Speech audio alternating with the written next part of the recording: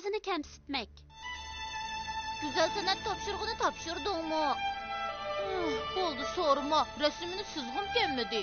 Ha? Nimişqa endi? Muallim, bana sızıp giringlar degan edi. Biroq men bek ko'rimsiz tursam, şoň sızgım gelmedi. Nima? Özüňniň ko'rimsizligidan numus qilýatamsan? Nim deysen? Men ya numus qilgudek iş qilmasam, nima dep numus qilgudekman? Esta, gepimni yana xato tushunib olding. Jin sulolasi davrida Wang Ji ismli bir general o'tgan bo'lib, taq turqi nihoyatda kelishgan ekan. U garchi qilish o'yin tipli yuradigan bir askar bo'lsa-mu, lekin kitob o'qishga amroq ekan. Bir kuni Wang Jining jiyani onasi bilan birga Wang Jini ko'rgili kelibdi. O'g'lim ertadan kechgacha kitob o'qib, tamoq yeyishni unutib qoladi.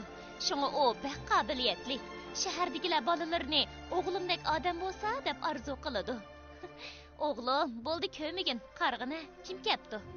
Jiyaningiz Veji salomga keldi. Ha? Voy, o'g'lim, anvi qilib qolding-ku. Veji bilan birga birdam aram elanglar. Veji, men bilan yur. Hammasi meni qamlashgan deyishatdi. Biroq jiyanim bilan selishtirganda men bir arzimas tosh. U bo'lsa bir bebaho go'harkan. Bakni nomus qilyapman.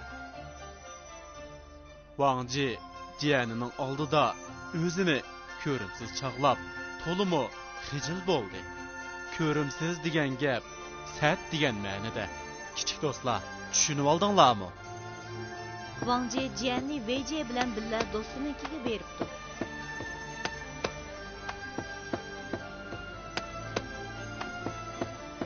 Vah, uning terisi nima degan oq, xuddi qoshdechidek ekan.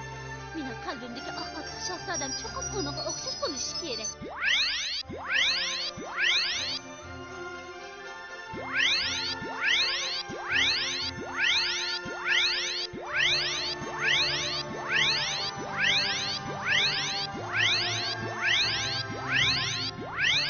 Veji odamlar to'pi orasidan ming tasdiq qechib chiqib tuqqunnikiga kelibdi. Sirtqi qiyofat ancha muhim emas. Uning bilimining qanchalikligini bilgin bor. U kelishgan bo'pli qolmay, yana to'limi istidodliq. Sizning deganingiz hisob emas. Uning o'zidan anglab boqim bor. Men tog'am degandek uncha qamlashgan emas. Kamtarlik qilmang. Kamtarlik chekidan eshib ketsa, takabburlik aylandi. Emisa, gapimni boshla. Chapsan berib, choy keltir. Xo'p. 5 minutdan keyin.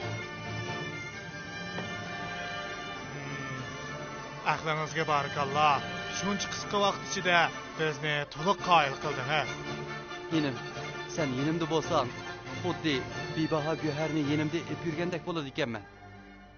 Bu hikoyadagi Wang Ji o'zining qiyofatining boshqalarga yetmaydiganligidan xijil bo'lgan. Hozir bu ibora o'zining boshqalardan to'van turadiganligidan numus qiladigan kishilarga tamsil qilingan. Kichik do'stlar, hargizmi o'zinglarning ko'rimsizligidan numus qilmanglar. O'zinglarni kamsitmay, tirish bo'guninglar.